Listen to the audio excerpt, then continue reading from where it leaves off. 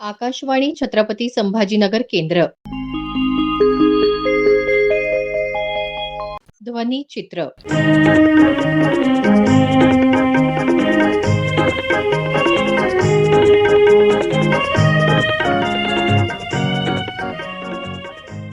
जागतिक महिला दिनानिमित्त कार्यक्रम, स्वामी विवेकानंद आणि गोविंदभाई श्रॉफ अध्यासन केंद्राचं उद्घाटन आणि मराठवाडा साहित्य परिषदेचा साक्षात उपक्रम या कार्यक्रमांचा संपादित अंश आज आपण ध्वनिचित्र या कार्यक्रमात ऐकणार आहोत.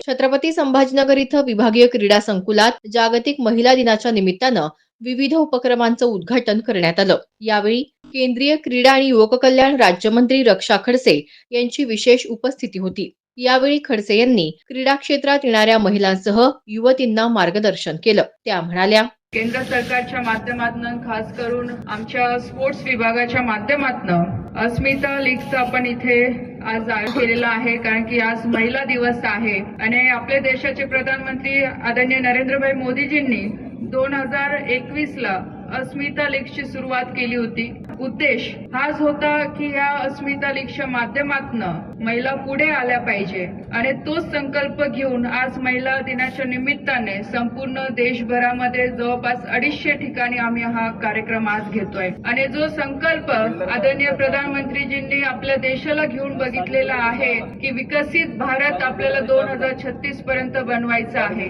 पण विकसित भारत बनवत असताना त्यासाठी सर्वात आधी आपल्या देशातला हा प्रत्येक नागरिक हा स्वस्थ राहायला पाहिजे आणि त्या अनुषंगाने फिट इंडिया मूवमेंट संपूर्ण देशभरामध्ये आपण सुरू केलेली आहे आणि हा संदेश पूर्ण गावापर्यंत आपण देण्याचा प्रयत्न करतोय की आपलं आरोग्य आणि आपण फिजिकली फिट राहणं हे किती महत्वाचं आहे. आणि ह्या टेक्नॉलॉजीच्या जमान्यामध्ये आज आपल्याला टेक्नॉलॉजी महत्वाची तर आहेच, पण त्याचबरोबर आपण एका बाजूने हे सुद्धा विसरत चाललेलो आहोत की या टेक्नॉलॉजी सोबत आपल्याला स्वतःला फिट पण राहणं महत्वाचं आहे. कारण की आज घरातला प्रत्येक मुलगा, माझ्या घरात असेल, तुमच्या घरात असेल, प्रत्येक घरातला छोटा मुलगा किंवा मुलगी किंवा मोठ्यापर्यंत आज मोबाईल मध्ये गुंतलेले आहे. कोणाला स्वतःच्या आरोग्याकडे किंवा फिटनेसकडे बघायला वेळ नाहीये.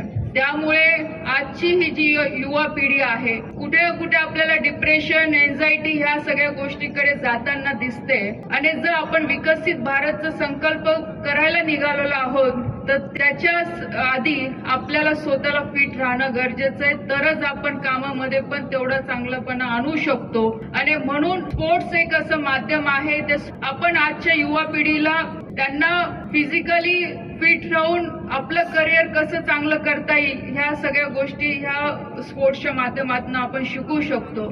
आणि जे स्वप्न आपण ऑलिम्पिकचं आपल्या देशासाठी बघतो आहे तर त्यामध्ये महिलांचा सहभाग जास्तीत जास्त कसा वाढला पाहिजे या अनुषंगाने सुद्धा प्रयत्न चालू आहे. म्हणून एक अस्मिता लीग हा एक छोटासा उपक्रम आहे जो आपण गावागावापर्यंत पोहोचवण्याचा प्रयत्न करतोय की ज्या माध्यमातून आपल्या मुली असतील, महिला असतील त्यांना एक व्यासपीठ मिळेल, तिथे येऊन ते परफॉर्म करू शकतात, स्वतःला कॉन्फिडन्स ते पुढे आणू शकतात की नाही की मी पण खेळू शकते आणि मी पण देशासाठी खेळू शकते, माझ्या स्वतःसाठी खेळू शकते. एक व्यासपीठ उपलब्ध करून देण्याचं काम केंद्र सरकारच्या माध्यमातून आणि स्पोर्ट्स मंत्रालयाच्या माध्यमातून करतोय. म्हणून आजच्या दिवसाचं महत्व समजून आपण संपूर्ण देशभरामध्ये 250 ठिकाणी म्हणजे जवळपास आम्ही अपेक्षा करतोय की 2 ते 2.5 लाख पार्टिसिपेशन आजच्या दिवशी ह्या महिला दिनाच्या निमित्ताने संपूर्ण देशभरामध्ये होणार.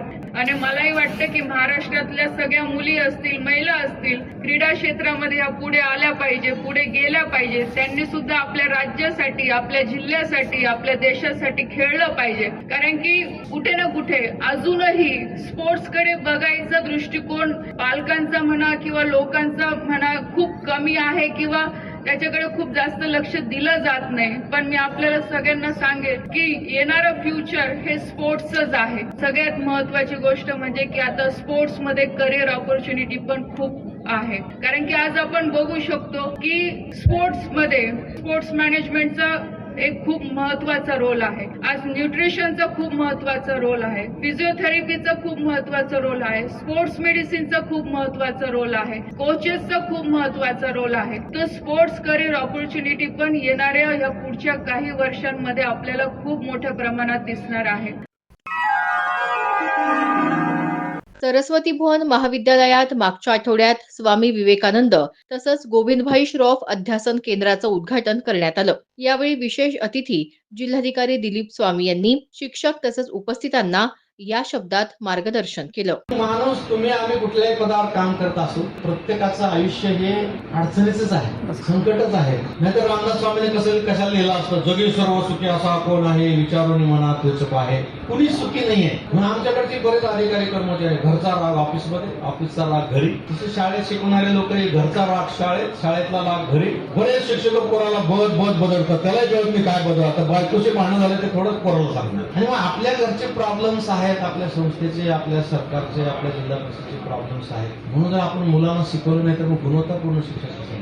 आणि आपल्याला रोग राई, आजार, आर्थिक अडचणी, संकट, आरोग प्रत्यारोप सगळ्यांच्या बहिणा लिहून आरे संसार जसा तवा चुल्यावर आधी हाताला बसते चटके मग मिळते भाकर. म्हणून मग आम्ही पहिलं काम केलंय, गुरुना जागृत करून मग त्याच्यामधल्या ज्या अध्ययन स्तर निश्चिती असेल, अध्ययन निष्पत्ती असेल, तर पीजीआय हे न्यास वगैरे हे सगळे जिल्हा परिषद संस्थेचे गव्हर्नमेंटचे ऍप आहे, त्याच्यामध्ये सर्वे होतो, न्यासचा सर्वे होतो विद्यार्थ्याची गुणवत्ता तपासण्यासाठी. तुमचं पीजीआय म्हणजे इंडेक्स ठरवला जातो, त्याच्या माध्यमातून शाळेची गुणवत्ता ठरवली जाते. तर एक विषय असा झालाय तुमच्या आमच्या सगळ्या माझ्या सगळ्यांच्या बाबतीमध्ये की आपण सध्या मुलांच्या 100% मार्कावर फोकस करतो. 100% मार्काशिवाय आपण दुसरा फार कमी पालक असतील आणि फार कमी शाळा असतील, फार कमी संस्था असतील की ज्या 100%च्या गुणवत्तेच्या व्यतिरिक्त किंवा 100% मार्क मिळवण्याच्या व्यतिरिक्त बाकी गोष्टी करत असतात. किती प्रचंड प्रेशर आहे विद्यार्थ्यावर. घरी तेच, शाळा महाविद्यालयात तेच, कोचिंग क्लासेसला गेलं तेच. त्या 100% मार्काच्या प्रेशर शिवाय आता इथं परवा आपल्या इथल्या इंग्लिश मीडियम स्कूल मधल्या एका मुलीने पुस्तक लिहिलं, प्रेशर कुकर नाव दिलं. बरेच लेख लिहिले. ती माझ्या आई वडिलांना घेऊन माझ्या घरी आली होती. ती 9वीतली मुलगी आहे, इतकं चांगलं पुस्तक लिहिलं. म्हणजे मला माझं आर्टिकल पाहिजे, म्हणजे आता मी या क्षेत्रात काम करतो म्हणून तिला 2-4 पानं मी लिहून दिली. त्याचं विमोचनच्या कार्यक्रमाला 150 ते 200 पालक होते. त्याच्यानंतर चर्चासत्र ठेवलं होतं. 100 पैकी 40-60 पालकांनी प्रश्न विचारले की हे मुलावरचं प्रेशर कसं कमी करायचं. चांगलं कार्य केलेल्या कोचिंग क्लासेसचा सन्मान केला होता. मला आणि महापालिका आयुक्तांना बोललो होतो. त्यांना एकच प्रश्न विचारला की मागच्या 2 वर्षामध्ये आपल्या जिल्ह्यात किंवा आपल्या शहरामध्ये किती मुला मुलींनी 10वी-12वीचा निकाल लागल्यावर आत्महत्या केली, फक्त आकडा सांगा. चुकू द्या मुलाकडे, पण फक्त सांगा. एकाने सांगितलं नाही, 5 मिनिट ब्रेक घेतला नाही. काय देणं नाही. तुमचे माझे लेकरं मरत असतील, आत्महत्या करत असतील, त्यांचा आपला बिझनेस चालू आहे. निकाल लागला की नाही तिथून फोटो आणून फ्लेक्सवर लावून टाकायचे, ऍडमिशन आमच्याकडे घ्या, पैसे भरा आणि सातत्यानं 100% मार्क मिळाला पाहिजे. प्रेशर. तुम्ही वर्तमानपत्र वाचत असाल, तुम्ही सगळे या शहरात राहता. मागच्या 2 वर्षामध्ये 25 मुला-मुलींनी आत्महत्या केली 10वी आणि 12वीचा निकाल. मागच्या वर्षी तर कंटिन्यू 3 दिवस 3 आत्महत्या. आमच्या डीसीपीच्या एका मुलाने आत्महत्या केली, त्याच्या अगोदर एका मुलीने केली होती, त्याच्यानंतर दुसऱ्या-तिसऱ्या दिवशी एका मुलीने केली. सातत्यानं 3 दिवस हेडलाईन येत होत्या. काय वाटलं असं त्या आईवडिलांना. मागच्या 2 वर्षामध्ये 22 मुला-मुलींचे जीव हे फक्त डीपी आणि स्टेटसला ठेवायसाठी फोटो काढायला गेले, रील काढायला गेले, धबधब्या खाली थांबले, वरून दगड पडले, कार चालवायला गेले, वेरूळच्या घाटामध्ये 2 मुली ऑन स्पॉट गेल्या, असे 22 मुलांचे जीव गेले. याच्यासाठी आई वडिलांनी इतकी मेहनत करून रक्ताचं पाणी करून वाढवलं. परंतु ह्या ज्या घटना आहेत, ह्या घटना शहरापर्यंत यायला वेळ लागत नाही. शहरापासून आपल्या कॉलनीत यायला वेळ लागत नाही, कॉलनीपासून आपल्या घरी यायला वेळ लागत. आणि म्हणून हे जागृती या माध्यमातून करणं आणि ह्याची बीज सगळे शाळेत आणि आपल्या घरात रोवलेली.